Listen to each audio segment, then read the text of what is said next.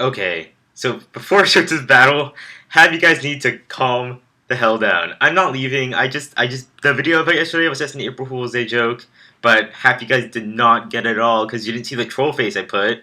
But, for those of you who saw the troll face and knew it was just a joke, thank God you guys actually got it was a joke, because half the people started freaking out and were like, oh, I miss you, Herpy Derpy. I mean, people sent me PMs and stuff like that, and it was just like, okay, guys, at least I know I have some pretty dedicated subscribers, but anyways, I'm still back, and I got a battle for you guys today against Graphic Monkey. It's a really interesting EU match, because I did randomize this team. It's like a Kecleon.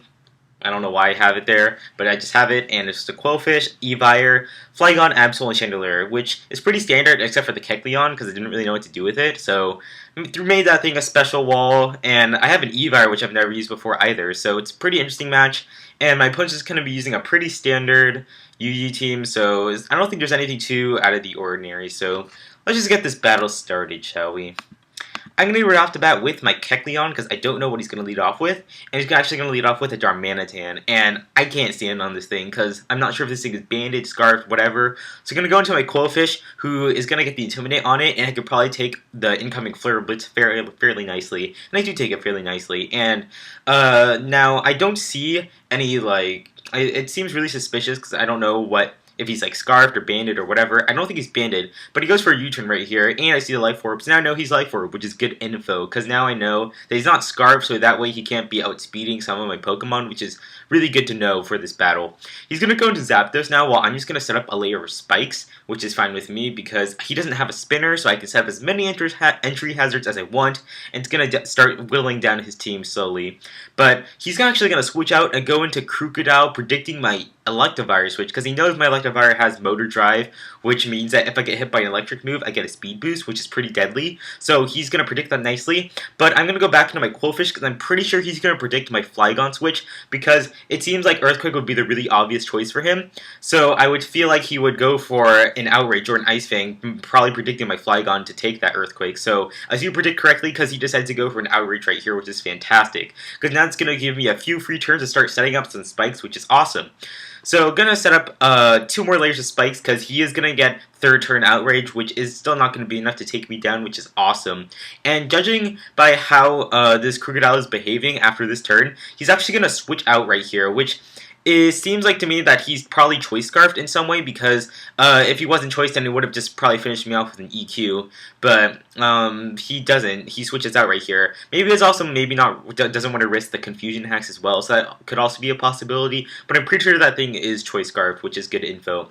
So I'm just gonna go for that very safe waterfall because I really didn't want to play too risky right here. I have toxic spikes, but I don't want to set it up because he has a Roserade, so it's just gonna disappear either way. So there wasn't really a point in doing that. So I'd rather just go back into my Kecleon right here just to take any moves that Zapdos has because I'm still not sure what kind of Zapdos this is. But he's going to go for this T-Bolt knowing I'm probably not going to go into Evire and play the same move twice. So it's good play on his part, but my color change does activate. I turn to electric type, so I do resist his Volt Switch, which is kind of cool. And he's going to get the Switch Initiative and go into his Machamp. Damn, this Machamp is scary. So I'm just going to set up rocks on the Switch because I know he can't really do anything to me. But now I'm kind of scared of this Machamp. So I decide I'm going to switch out and go into my Quillfish as fodder because I really don't have anything that wants to take a Dynamic Punch. Because I also am not sure if he's going to predict my Chandelier switch and go for a payback because I really don't want to lose my Chandelier this early in the game. So rather just play it safe, go for an Intimidate. But he's actually going to go for a Substitute, which I did not see coming at all. So watch out, we got a badass here.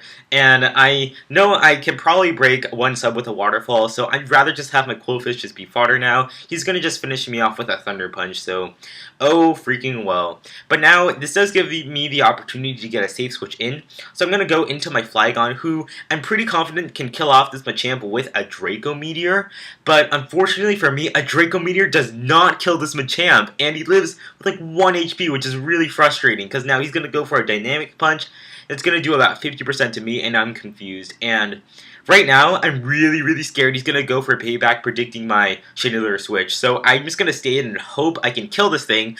But of course, I get confused hacks, and he's going to kill me off, which really sucks, because this Flygon would have been very helpful this match, because I have, I'm a mixed Flygon with, Draco Meteor and Outrage, which would have, absolutely demolished his team, but Of course, hack sometimes screws you up, so I have to change my game plan. So I'm going to go into Chandelier, just go for an easy Shadow Ball KO on this Machamp. My Chandelier is Scarfed, so I can't outspeed a ton of Pokemon on his team.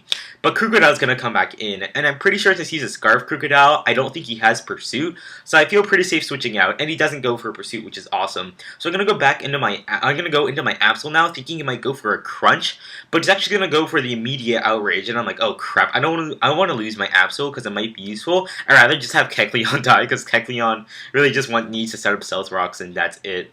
But he's going to get confused right here, and I'm going to hope that he's going to get hit by his Confusion Hacks, and I can just go for a Return, which would do an okay amount of damage, I guess.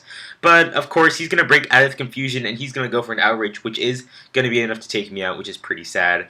So now he has a +1 into Moxie, which is a little bit scary, but I know that I can live one Outrage on my Chandelier. So I'm going to go back into my Chandelier and just go for the, I think I could go for an Overheat here, just to kill off this Krookodile. And yeah, Outrage is not going to be enough to take me out, which is great, because now I'm just going to go for the very safe Overheat. Going to be an easy KO on the Krookodile, but because I got -2 in special attack now, I'm pretty much forced to switch out, which is a little bit unfortunate, because that means he's going to get a free safe switch, and he decides to switch to get his free safe switch into his Melodic. And Melodic, I obviously can't really do anything to it with my Chandelier, and Evar is pretty much the only counter to this thing. So I'm going to go into my Evar, because I don't really have any other Pokemon I want to take a Scald as well, because I'm pretty sure my Absol would die to the Scald, so luckily for me, I don't get the burn, which is great. He's going to go into his Roserade now to take the incoming electric move, which is fine with me, because I'm not actually choiced at all, and I'm pretty sure he thought I'm choiced because I don't show any Life Orb or anything like that, which is what most Evars run. So I'm going to go for the immediate Flamethrower afterwards, which is going to kill off the Roserade. I believe I'm running Expert Belt on this Evar, so definitely caught him off guard, killed off his Roserade, great.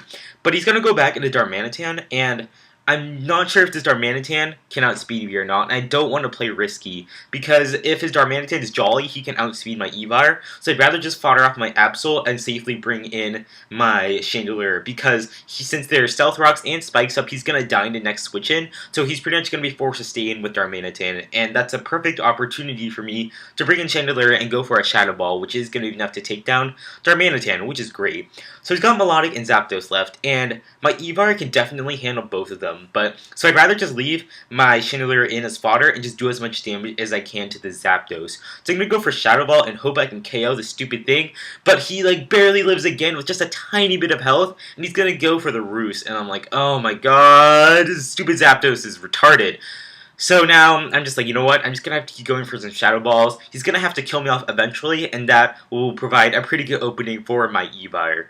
So, looking at how this Zapdos has been playing, I think I can handle this Zapdos fairly okay. I'm pretty sure I can outspeed the Zapdos because it seems like a fairly bulky set. I don't know. So I'm going to go into my Evar and just go for a very safe T-Bolt because I know it'll KO the Zapdos. But he's going to go for the Roost and I'm like, whoa, you outsped me. This is scary. So right now I'm like, crap, this is bad. He could definitely kill me off. So I'm pretty sure he's going to go for another Roost this turn to abuse the fact that I can't really hit him. So I'm pretty sure he's gonna go for Roost. So I'm gonna go for the Earthquake this turn, and because he's now lost his Flying type just this turn, I'm gonna hit him with the Earthquake. Excellent. He's gonna go way back down to just a little bit of HP, and now I'm pretty sure he's not gonna go for another Roost this time, and he's probably thinking I might overpredict or something. So I'm going to go for the very safe Ice Punch, which is going to be enough to take down the Zapdos. So that's great that I finally took down the stupid Zapdos, and now he only has a Melodic left, and this Melodic is going to die to one easy T-Bolt. So that is going to be the game, so Evar did a lot of work actually. I never really tried out Evar, but turns out to be a pretty cool Pokemon to use if you use it as a mix set. So hope you guys enjoyed this battle. Be glad I'm not leaving, and leave a comment. Tell me how glad you are that I'm still here, and I'll see you guys later. Peace out.